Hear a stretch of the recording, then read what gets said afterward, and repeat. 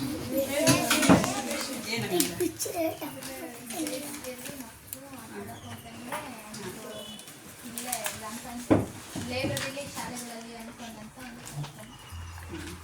ಆಟ ಆಡೋದಕ್ಕೆ ಹೋಗ್ದಂಗೆ ಅಲ್ಲ, ಆಟ ಆಡೋದ್ರ ಜೊತೆಗೆ ಓದು, ಅದ್ರ ಜೊತೆ ನಿಮ್ದು ಏನು ಕೌಶಲ್ಯಗಳಿದೆ, ಏನೇನು ಕಲೆಗಳಿದೆ ಅದ್ರ ಬಗ್ಗೆ ತಿಳ್ಕೊಳಕ್ಕೆ. ಅಂದರೆ ಈಗ ಏನಾಗುತ್ತೆ, ಸ್ಕೂಲ್ ಕಂಟಿನ್ಯೂ ನೀವು ಓದ್ತಾ ಇರ್ತೀರಾ, ಮಧ್ಯೆಯಲ್ಲಿ ಗ್ಯಾಪ್ ಆಗುತ್ತೆ. ಹೌದು, ಗ್ಯಾಪ್ ಬೇಕು ನಿಮಗೆ.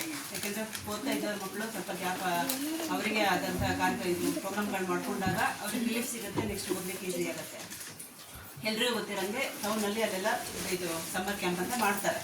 ಸಮ್ಮರ್ ಕ್ಯಾಂಪ್ ಹೆಂಗಿರುತ್ತೆ ಅಂದೇಳಿ ನೀವೇ ಪೇ ಮಾಡಬೇಕು. ಒಂದು 10 days ಇರುತ್ತಾ, 15 days ಇರುತ್ತಾ, ಅಷ್ಟಕ್ಕೆ ನೀವು ದುಡ್ಡು ಕೊಟ್ಟು ನೀವಾಗೆ ಸೇರಿಕೊಂಡು ಅಲ್ಲಿ ಏನು ಡೈಲಿ ಏನೇನು ಪ್ರೋಗ್ರಾಮ್ಸ್ಗಳಿರುತ್ತೆ ಅದನ್ನು ಮಾಡ್ತಾರೆ.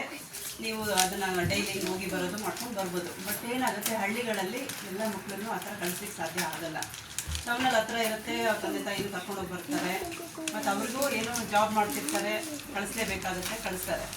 ಬಟ್ ಇಲ್ಲಿ ಏನಾಗುತ್ತೆ, ನಿಮ್ಗೆ ರಜೆ ಸಿಗ್ತಾ ಸಾಕು, ನಾವು ಊರಿಗೆ ಹೋಗ್ತೀವಿ, ಅಜ್ಜಿ ಮನೆಗೆ ಹೋಗ್ತೀವಿ, ಫಂಕ್ಷನ್ ಇರುತ್ತೆ, ಮನೇಲಿ ಆಟಾಡ್ಕೊತೀವಿ, ಆ ಥರ ಆಗುತ್ತೆ. ಬಟ್ ಏನಾಗುತ್ತೆ ಅಂದರೆ, ಅದು ಮಧ್ಯದಲ್ಲಿ ಗ್ಯಾಪ್ ಆದಾಗ ಈ ಓದು ಅನ್ನೋದು ಅಲ್ಲಿಗೆ ಕುಂಠಿತ ಆಗಬಾರ್ದು. ಅದು ಕಂಟಿನ್ಯೂ ನೆಕ್ಸ್ಟ್ ಇಯರ್ಗೆ ಓದ್ಲಿಕ್ಕೆ ಬರ್ತಿರಲ್ಲ, ಅವು ನಿಮಗೆ ಹಳೇದು ಮಕ್ಕಳದಂಗೆ ಆಗ್ಬಿಡುತ್ತೆ.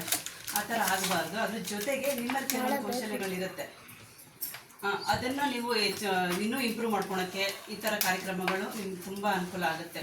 ಇಲ್ಲಿ ಬರೀ ಓದೋದಂತಲ್ಲ, ಈಗೇನು ನೀವು ಸ್ಕೂಲಲ್ಲಿ ಓದ್ತೀರ ಅದನ್ನೇ ರಿಪೀಟ್ ಇಲ್ಲಿ ಓದ್ಸಕ್ಕೆ ಹೋದರೆ ಅದು ನಿಮಗೆ ಬೋರ್ ಆಗುತ್ತೆ. ಅದಕ್ಕೆ ಅದೇ ಓದೋದ್ರ ಬಗ್ಗೆನೇ ಅಷ್ಟೇ ಅಲ್ಲ, ಬೇರೆ ಈಗ ಡ್ರಾಯಿಂಗ್ ಮಾಡ್ತೀರಾ ನೀವು, ಮತ್ತು ಹಾಡು ಹೇಳ್ತೀರಾ, ಡ್ಯಾನ್ಸ್ ಕಲಿತೀರಾ, ಅಥವಾ ಯಾವ್ದಾದ್ರು ಒಂದು ವಿಷಯದ ಬಗ್ಗೆ ನಿಮ್ಗೆ ಬೇಕು, ಇನ್ಫಾರ್ಮೇಷನ್ ಬೇಕು.